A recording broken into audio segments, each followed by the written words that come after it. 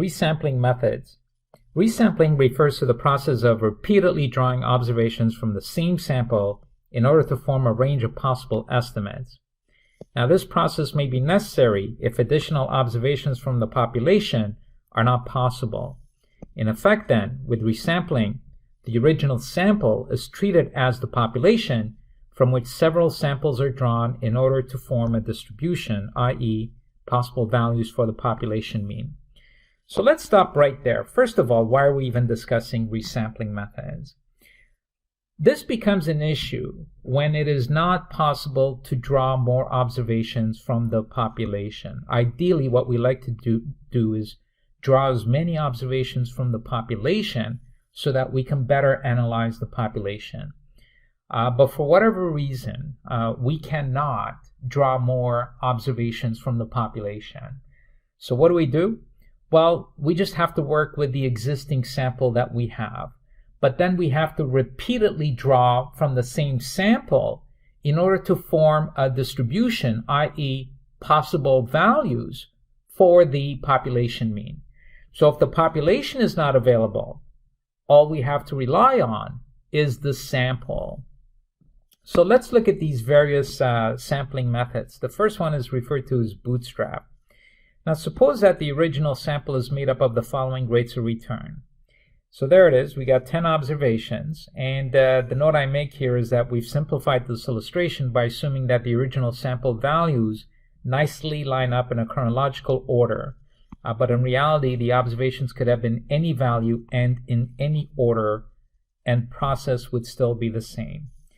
So for simplicity, I said, you know what, these are the possible returns that we have in our sample. So we got 10 observations. The first observation has a return of 1%. The second observation has a return of 2%. All the way up to the 10th observation, it had 10% return.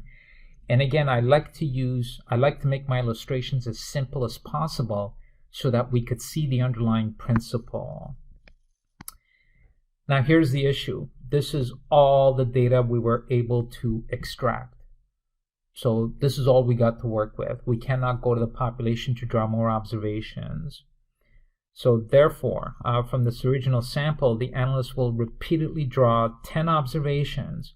However, after each observation is made, it is thrown back in the pool so that it may be eligible to be drawn again for the same sample.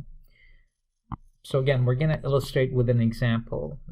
Let's suppose that a possible set of bootstrapped samples may be as follows. So here's the original sample. So I'm just repeating what we had over here, right? And so if you add up all these values, they add up to 55. And the sample size is 10. So what's your estimate for sample mean? It's just 55 divided by 10. And that equals to 5.5. Now here's where you have to appreciate the problem. And here's how an analyst thinks. An analyst says, I'm not just going to rely on one information in order to estimate my population average. An analyst would never do that. An analyst knows that samples have errors. So he's going to want to know how dispersed these sample means are. So do you see how important this is? You can't base your entire decision on just one number, especially if you know that that number is just one possible estimate. We need to construct a range of possible values so that we have a better idea as to what the population looks like. So what does he do? What does the analyst do under the Bootstrap approach? So in the resampled, in the first resample, we call resample A. So it's the same 10 observations, but what the analyst is doing is he'll draw numbers. So in this case, let's see what he did in resample A. Ready? From the original sample, he drew 3, but then what he does is he throws it back into the pool so that it could be drawn again, right? So there's the 3. He draws a 9, but then he throws it back in the pool so that it may be drawn again. And then he draws an 8, so there's the 8, and then the 7.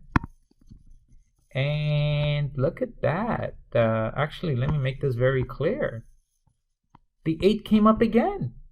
Why is that? Well, because originally when he drew the 8, he threw it back into the pool. So then the 8 was again eligible to be drawn again in resample A. And that's how it works. Now what's the analyst doing? He's introducing randomness into the selection process.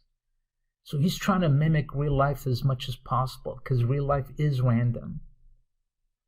So then once he's made his 10 observations, he'll do the same process. He'll add up all the values, divide it by sample size, and now he has a new sample mean.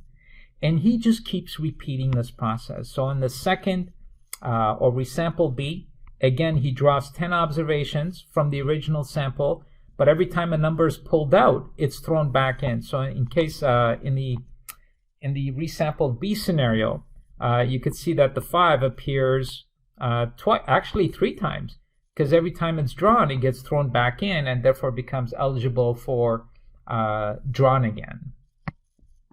And the process is the same. So he'll add up all these values, so it's equal to 43 divided by sample size. So do you see how now the analyst has a range of possible values for population mean? So notice how a resample may have the same value appear more than once. That's because after each time an observation is made, it's thrown back into the pool, so that may be redrawn again. So we discussed this. And the logic is that in real life, it's quite possible for the same value to be observed multiple times. Also, note that it's quite possible for a resampled group not to contain any of the original values that appeared in the initial sample.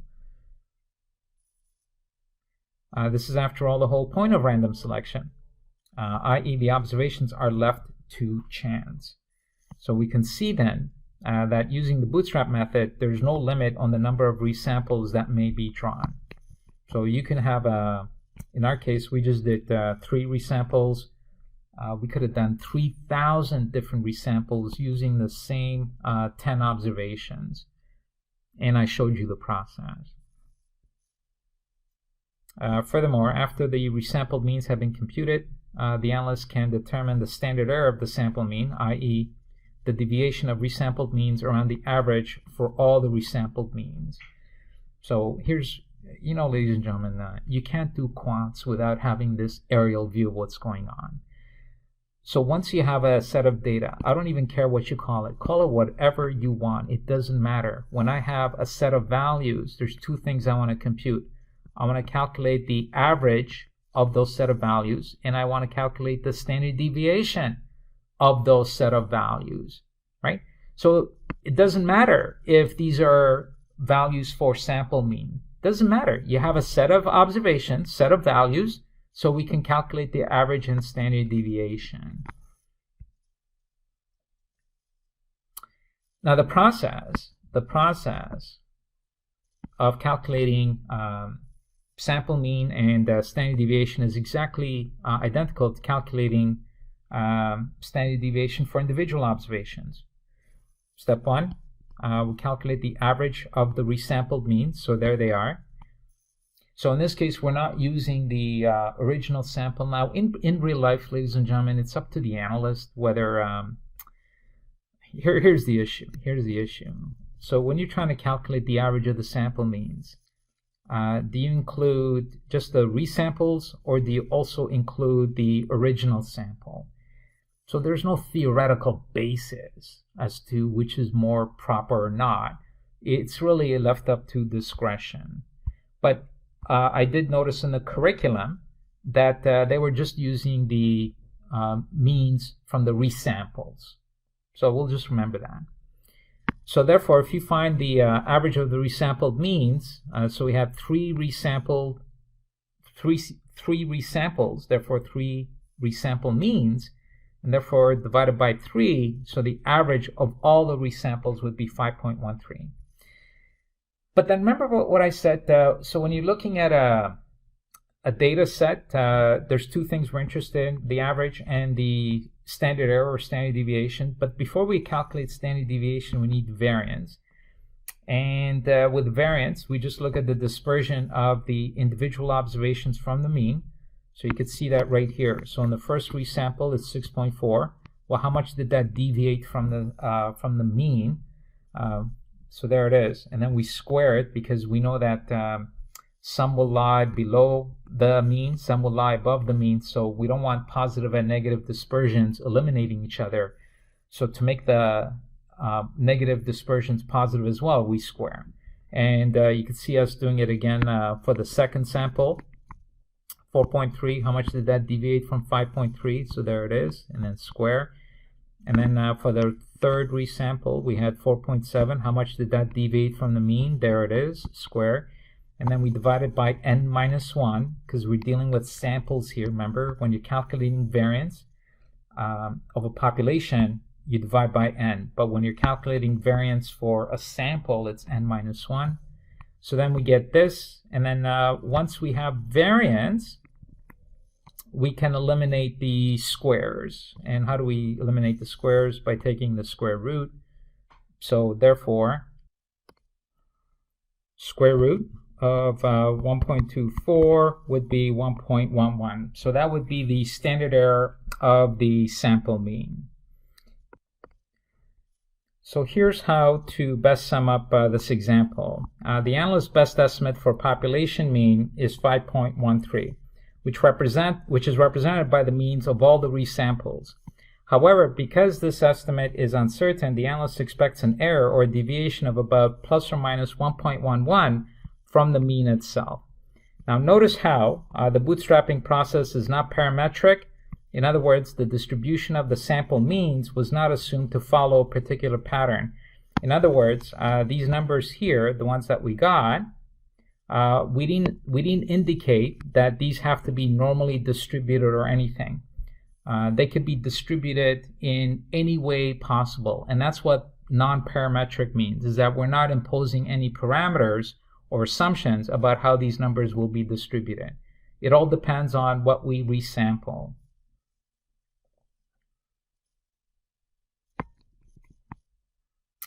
And yeah, as we said, the distribution is formed through a random drawing process. So now we're going to look at the second approach.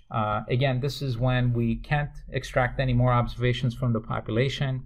So we just need to rely on our original sample in order to make more resamples.